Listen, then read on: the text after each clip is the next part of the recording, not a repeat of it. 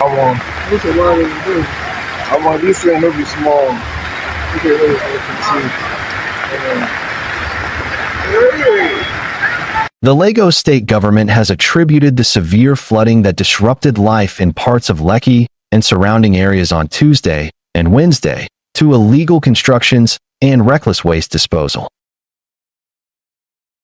In a statement shared via his official X account, Commissioner for the Environment, Tokunbo Wahab, extended sympathy to residents affected by the downpour and resulting flash floods.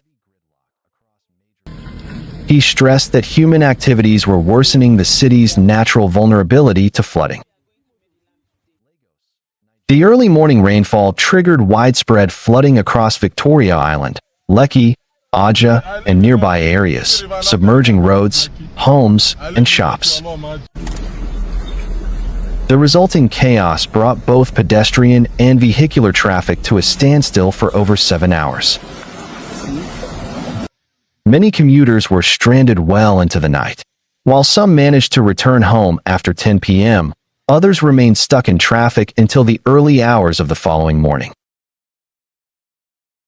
Videos and posts circulated on social media showed submerged vehicles and frustrated residents, many of whom urged the government to take immediate action to prevent a recurrence. Acknowledging the public outcry, Wahab noted that Lagos, being a coastal city, is prone to flooding, especially when intense rainfall coincides with high tides that prevent water from draining effectively. He reiterated the need for residents to comply with urban planning laws and proper waste disposal practices to mitigate future risks. He added, despite this, the state government has continued to invest in drainage infrastructure, regular desilting, and enforcement of environmental laws to minimize flooding incidents and protect lives and property. We must also provide clarity on some of the affected areas. At Kisenla, the challenge is technical. The downstream is about 1.2 meters higher than the invert of the existing drainage, as confirmed by the survey conducted for the ongoing project awarded by the state government at the end of Kisenla Road, which includes a pumping station. Around the house on the Rock Church, the flooding was linked to infractions we highlighted earlier, illegal construction on floodplains and dumping of refuse in drains. These kinds of activities worsen flooding and must stop. We appeal for understanding and continued cooperation from the public.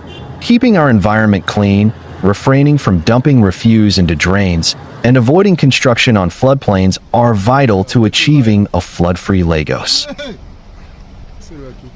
In several of the videos shared yesterday, clear infractions were observed and obstructions were promptly removed, including those illegal reclamations carried out without the requisite environmental impact assessment report and the drainage clearance. We also wish to assure residents that the flooding was a flash flood in some parts of the state and has since receded this morning. The ministry remains committed to strengthening our flood management systems, but this effort requires the support and responsible actions of all Lagosians, he said. Similarly, the National Emergency Management Agency said there was no cause for alarm about the flooding in parts of Lagos, assuring that its officers were monitoring the situation. NEMA's Southwest Coordinator, Tun Mohammed, said that there have been no issues of concern, adding that there was no need to panic. There is no cause for alarm yet. The situation is very much under control, and our officers are monitoring closely, he assured.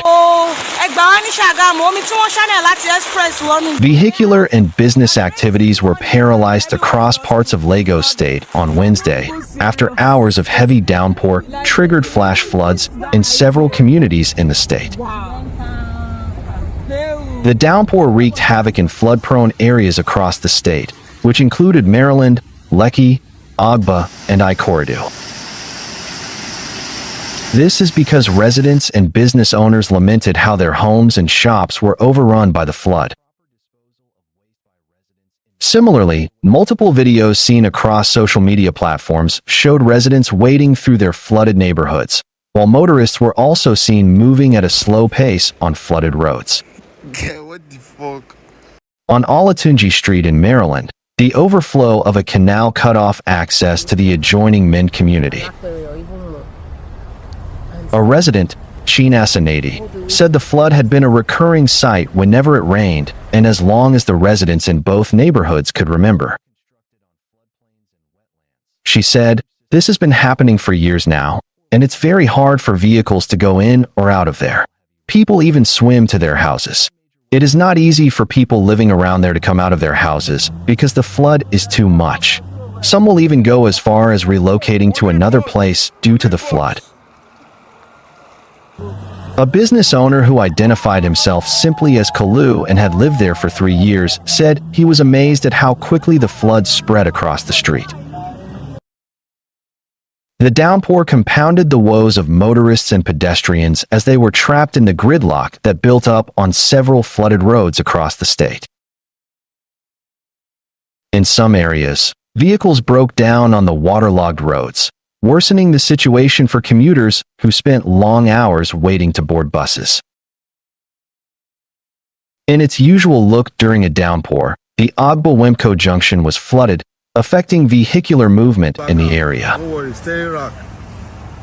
The economic cost of flooding in Lagos is estimated at billions of naira annually, with residents losing homes, shops, vehicles, and man-hours to gridlock.